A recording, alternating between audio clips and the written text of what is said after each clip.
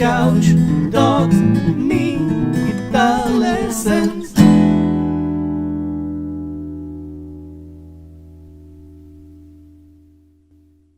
Hey there, LickNRiffers, how are you doing? Welcome to another awesome fingerstyle blues lesson right here on LickNRiff, in which I want to share with you one of my favorite methods for trading solos with myself using fingerstyle.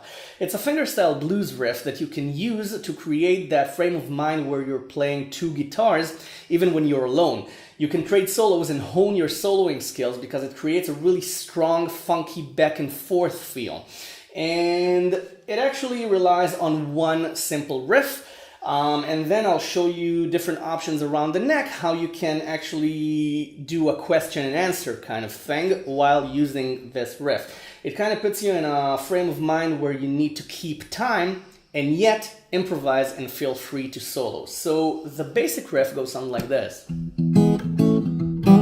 Right? Again. Right?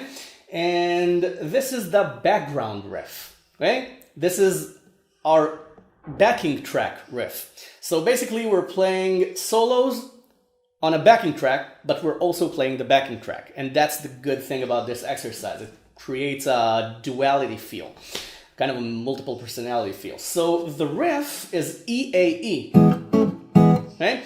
But we're not playing the A bass, we're just playing E. So play E, and you play the bass twice. Okay, you can palm mute it. Right? To create that funky feel, and then you play strings 2, 3, and 4, and then the E bass again. Then you bar the second fret for strings 2, 3, and 4, okay, for A. Right? Then you play strings 6 and 4. You're back on E, so it's an E octave, and then you hammer on 0 to 1 on the third string with the open second string, so you get this. Okay? And you can palm mute both the fourth and the sixth string. So, okay, this is the riff. So practice that and get used to that. Okay? And then you can start soloing. Now, I'm going to use the pentatonic scale, but I'm going to use both major and minor pentatonics. And instead of just focusing on the scale, I'm going to focus on positions around the neck. Now, the main idea is to play something like this.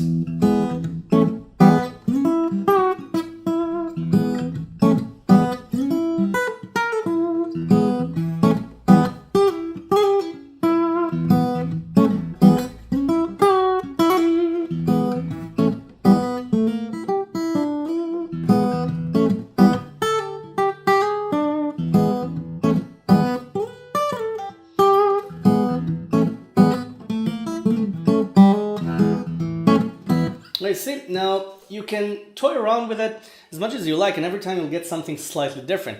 Now the idea is to play a kind of a question and answer, direct dialogue between you and yourself among the backing track riff. Okay, does it make any sense what I just said? You create short intentional licks, and every time you can focus on a different place on the neck, thus just pretending that you're two guitar players and that you're soloing together with yourself, creating a sense of playing with someone else, which is pretty difficult to do when you're playing alone. But using this simple riff, you can really play around with that and actually feel like you're playing with someone else. This is the great thing about this exercise, and it's not just an exercise. You can actually perform with it if you do it really, really well. You can also do an A chord, of course, right? So A, I just bar the second fret, strings 2, 3, and 4. I play the A bass twice, then the chord, and then the bass again. Then I put 3 and 4 on strings 2 and 4, okay, for D. So, okay, and then the A bass again. Then I slide from 1 to 2 on strings 2, 3, and 4. So, right? And you can do the, okay, the two note thing before the last the slide. You can play strings 5 and 4. Okay? Now, how do you solo over this? This is a very intentional solo thing. And it's kind of a funky blues. Now, I will discuss what we can do with the B7 later on. You can just arpeggiate it, right? And just create arpeggios instead of playing the B7 chord, but we'll get to that. So, what do I do here? First of all, I mix the major and minor pentatonics, but I'm not thinking about the scale shapes per se. I choose just a small box of notes that I can play around with. For example, I started with this, right? Which is a mixture of the major and minor E pentatonics. Now the minor one is 7, 5, 8, 5, and 7 on the first, second, and third strings. 7, 5, 8, 5, 7. Now we're not going to touch 4 because we're not going to do that note because we're going to replace the 7 anyway with 6. Now, okay, this is it belongs to the A major chord. Okay, this is the E Dorian scale. Okay, never mind what that means. If you don't know, it doesn't matter. It matters if you know how to use it. So that's what we're going to learn now. Right now, we have the 7 on the second string as well. So we have 7, 5, 8, 7, 5, and 7 and 6 on the third string. Now we're not going to use all of them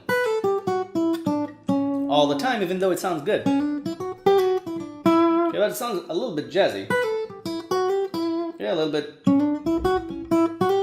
Okay, bordering on jazz. It's not jazz per se, but it borders on jazz, and we want to keep it bluesy, just the pentatonic feel. So you can do 7, 5, 8, 5 or 7, 5, 7, 5 and create that minor and major feel. And you can play either 6 or 7 on the third string. Okay? And whenever you bend 7 on the second string, you get that 8. Okay? Okay? So experiment with that. It's short licks anyway.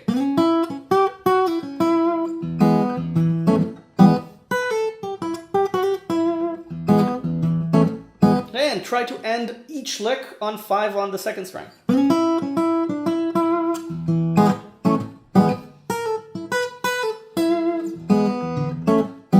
Just play around with that box. You don't have to play all around the neck all the time. Now, what I just did here, okay, I added 6 on the first string, okay, for the blue note. Okay, the blue note. If you think you don't know it, you do know it. If you've ever played the blues pentatonic shape. Okay, this was it. The 3 on the second string. Okay, so this is the octave. Okay, so try as many different options as you can. Now, I'm soloing with a finger and the thumb. Okay, I'm gonna make a lesson on how to solo with your fingers, but this is so simple that you can actually use one finger. Okay, just the thumb, or okay, just one finger or 3 fingers. Okay, like fingerstyle. Okay, like you're picking a classical guitar. Everything works here.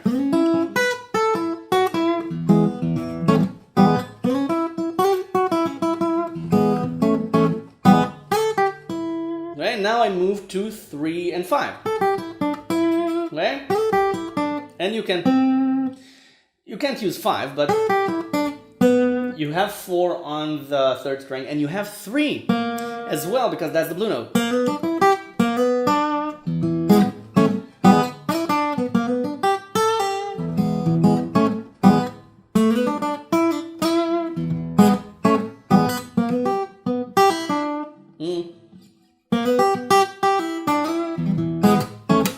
Okay? You have fingers, you can jump around, play 2 different strings. Okay, 3 and 4 on strings 1 and 3. Just play around with different options.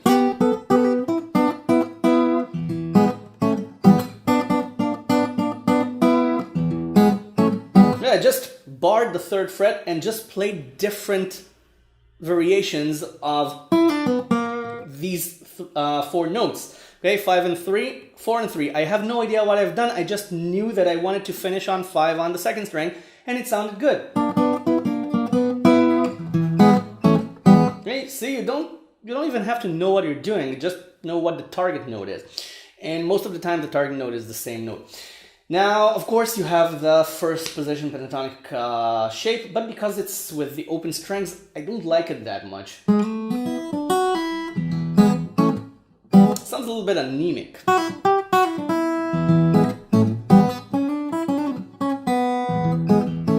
Okay, you have the same notes everywhere else. But you can. So you can do 3-2-0 on both strings 1 and 2. And on the 3rd string. Because that's the blue note. So that's again the Dorian scale. So okay, this 2 on the 2nd string, that's inside A major. So okay, it doesn't have to be complicated. Just keep it interesting rhythm-wise. Okay, do a couple of 8 notes. Stop for a moment. Okay, complete stop, or let it ring. Okay.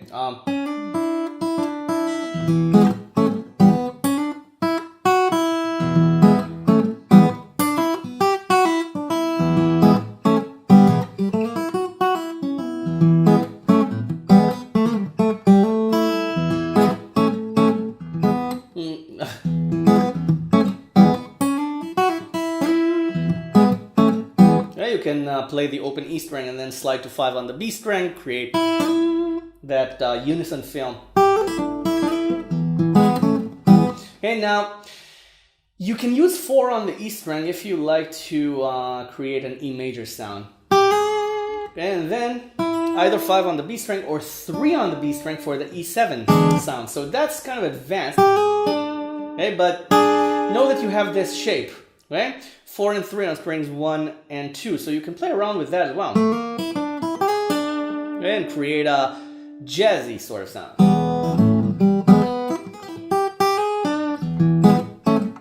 Okay? Now, you can do it on 7 and 6 as well. If you want to create a diminished sound, but I'm shutting up about complex stuff now. I want to keep it simple. So, we've covered this part of the neck. Now let's look at 7 to 12. Now you have the pentatonic box there between shapes 4 and 5. So you have 12 and 10 on strings 1 and 2, and then 8 on the 2nd string, then 9 on the 3rd. So okay. Okay. Now, you also have 7 on the E string, and let's just try to find ideas before we move on to the mixture of major and minor. Okay, so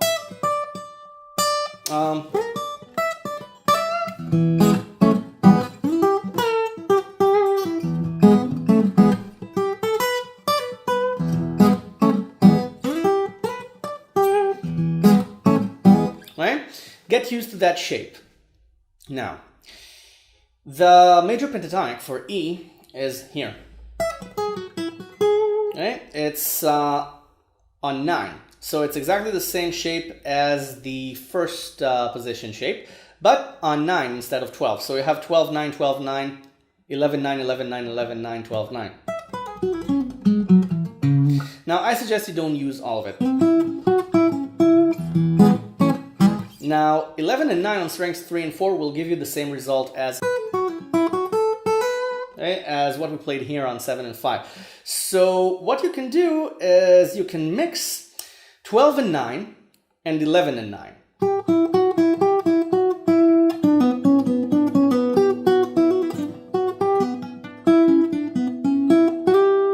Okay?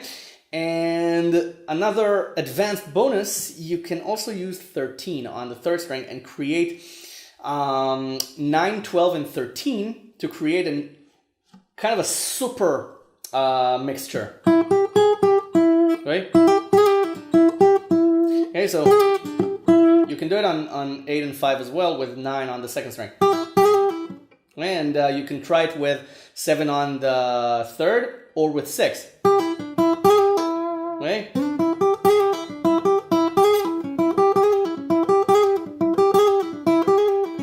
Hey, can you hear the difference between 6 and 7? The same goes for 11 and 12 on the 4th string, but that's an advanced option.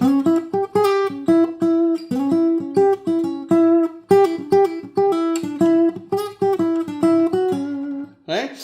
You don't have to do it, just giving you options. But let's return to strings 1 and 2. Now, you have E, right, on 9. So you have 9, 9, and 9 on strings 2, 3, and 4. You can play chromatics around all of that. Okay, you can play. You can end your lines on 8, 9 on each string, on strings 2, 3, and 4. So, okay, and on 9 on the 2nd.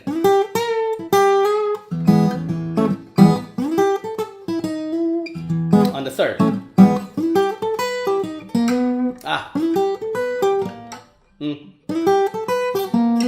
Okay, start with the box.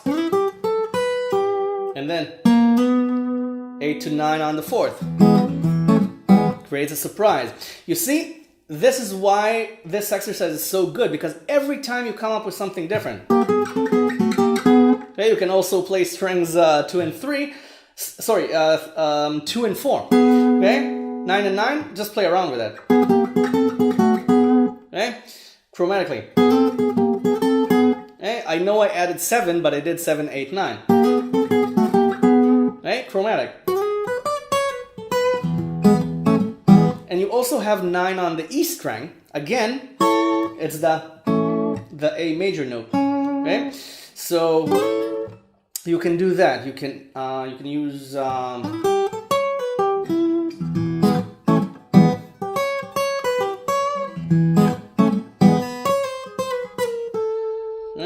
if you want to move to A.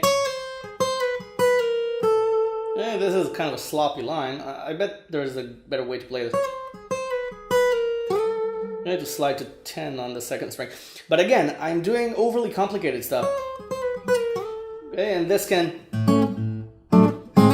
take you to A. I think I'm taking the guitar a little bit out of tune with all those bends and crazy stupid stuff. But right? And you can also do chromatics in between, all of them. 8, 11, 10.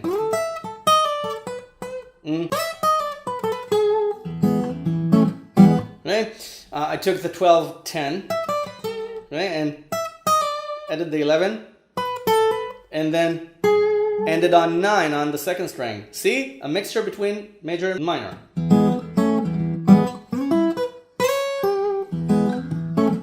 See?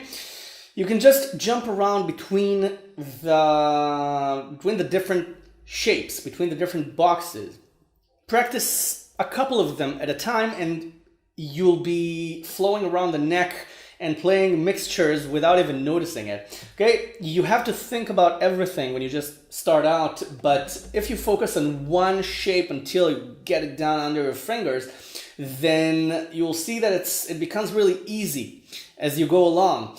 You memorize one shape, you move on to the next one, then you start combining both of them. And then after a week, 2 weeks, a month, you realize that you're just jamming around the neck using one shape, one riff, sorry. Now, I promised you something with B7. Now, the normal B7 doesn't really cut it here. So you can either play around this B shape, right? And again, chromatic. And then just play around the major shape with 6 on the 3rd string, because that's around A. So you're hinting at the chord. Okay, I'm hinting at 4 on the 2nd string because it's in B. And then, right? And then just you can end on 5 on the 2nd string again if you don't want to get overly complicated. Or you can play 6 on the 4th string, because that's the E major note that you're hammering on. So you can, okay, just make sure you end on this note. Or you can take this shape, okay? The E-shaped bar on 7 and on 5. So you can arpeggiate it, okay? So you have 9, 8, and 7 on strings 4, 3, 2, right? And then you can just use the same notes as you used before. For example, you can use 10, 9, and 7 on the second string, including the chromatics. And then you can go down, okay? So, right? And when you go down 2 frets, you can start the same lick you choose to do. And end on the 6 on the 4th string for E major. Do you realize what I'm doing here? I'm doing B, A, and E. But I'm just arpeggiating it. Right? Same thing. Ending on E. Just a little bit of jazziness here. But again, it's not jazzy, it's just arpeggiating the chords. It's done in classical as well. So again, around B, again, you don't even have to do an arpeggio even. Okay, you can just play around the chord notes. Okay, so, and then you have A, 2 frets down, so, and then go back to your soloing, to your blues soloing. You don't really have to arpeggiate all 3, right? That's what you can do with the B7 thing. Now, those of you who are sticklers saw that I was playing B major and not B7. So if you want B major, you have the 7 on the D string. So it's a D7 shape on strings 2, 3, and 4 on 7, 8, 7. Okay, and this gives you even more options. Okay, the 7th note. And then go to A, and you can do the same thing. The D7 shape on 5 on strings 2 and 3 and 4. Okay, so, and then find your way into E again. So,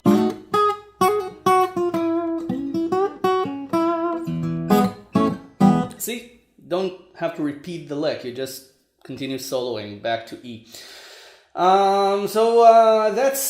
That's my favorite way of soloing with myself and pretending that I'm playing 2 different parts along with a backing track, all 3 of which are me.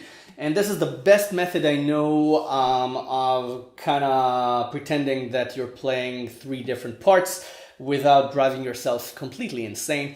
Before you go practice this, subscribe to the channel if you haven't already. I don't know what you're waiting for. There's a ton of free lessons over here. Everything is for free, but if you want to give something back anyway, there's a Patreon page, which you can find in the description, and any donation, any support, any pledge goes right back into LickNRiff, into making your lessons, your free lessons, and it's my pleasure. So go ahead, have fun. Divide yourself into 3 different players and just blues your way into the night. I'll see you later. I'll go have a glass of water because apparently I'm losing my marbles. So bye for now. Thanks for watching. Enjoy.